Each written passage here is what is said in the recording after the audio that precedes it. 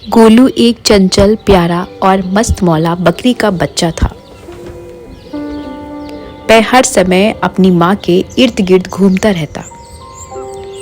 माँ उसे कहानियां सुनाती, गर्म दूध पिलाती और बारिश में अपने सीने से चिपकाकर सुला देती।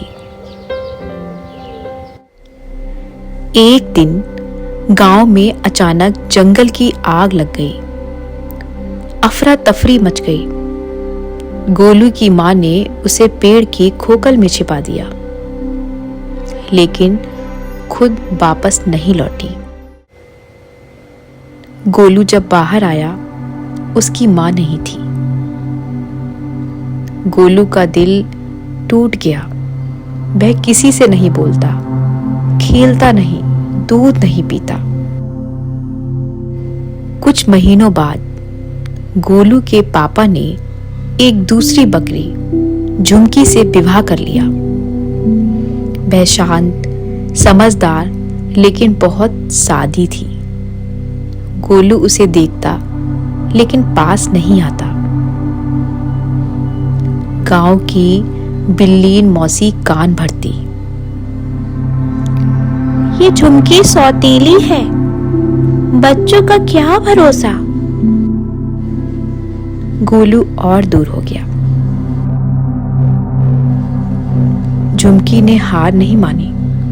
वह हर सुबह गोलू के पसंदीदा बेर चुनकर लाती, रात को उसका बिछौना ठीक करती और दूर से उसे देखकर मुस्कुराती। एक रात गोलू को तेज बुखार हो गया। पापा बकरी दूर खेत में थे। झुमकी उसे अपने सीने से चिपकाकर पूरी रात जागती रही। गोलू बुखार में बड़बड़ा रहा था। माँ, माँ, मत जाओ। झुमकी की आंखों से आंसू बहने लगे। उसने कहा, मैं यही हूँ गोलू, मैं नहीं जाऊंगी। सुबह जब गोलू ठीक हुआ, उसकी आंखों में कोई सवाल नहीं था। पहली बार उसने झुमकी की गोद में सिर रखा। एक दिन गांव के पास भेड़ियों का झुंड आया। सब जानवर डर गए। भेड़िया एक छोटा बकरी का बच्चा उठाकर ले ही जाने वाला था। तभी झुमकी बीच में कूद गई।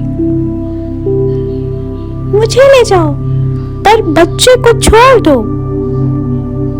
गांव के जानवरों ने देखा, सौतेली माँ अपने बच्चे के लिए जान देने को तैयार थी। भेड़िया हक बकाए और जंगल में लौट गए।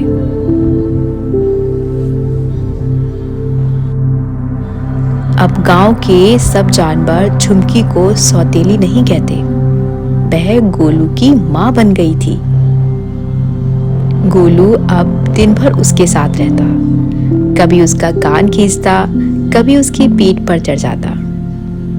एक शाम गोलू बोला, माँ, क्या तुम मेरी असली माँ नहीं हो? झुमकी बोली, नहीं बेटा, मैं तेरी असली माँ नहीं बनी। मैं बस उस छाँव जैसी बनी जो माँ के जाने के बाद भी तुझे धूप में जलने नहीं देती। गोलू ने कहा, तो माँ वही होती है जो छाँव बन जाए।